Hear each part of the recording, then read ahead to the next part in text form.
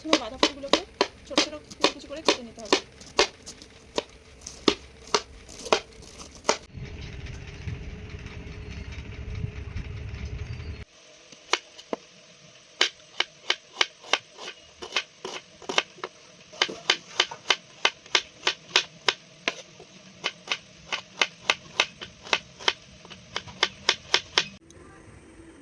প্রথমে মাংসগুলো দিয়ে 1 চামচ রসুন, 1 চামচ আদা বাটা, শুকনো কাশ্মীরি লঙ্কার গুঁড়ো, হলুদ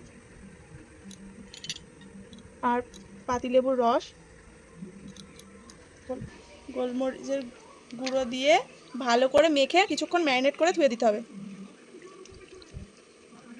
মতো বাঁধাকপি নিয়ে তার মধ্যে পরিমাণ মতো পেঁয়াজ দিয়ে দিলাম।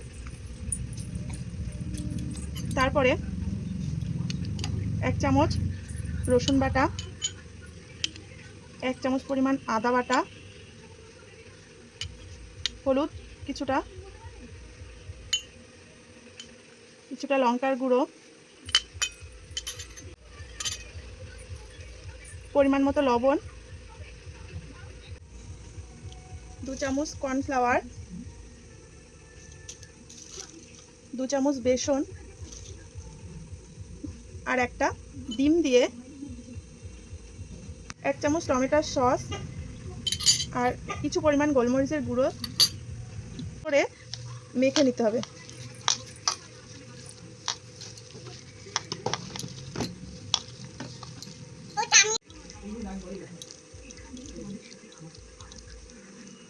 কড়াইতে সাদা তেল দিয়ে একে একে মাংসের টুকরোগুলোকে এর মধ্যে দিয়ে দিলাম। হয়ে গেছে, এবার টুকরো ভেজে নিলাম।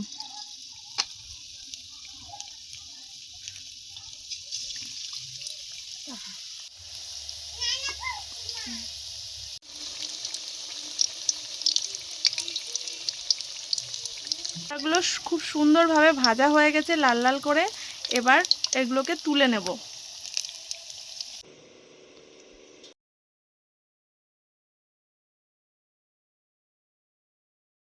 খাওয়ার জন্য রেডি।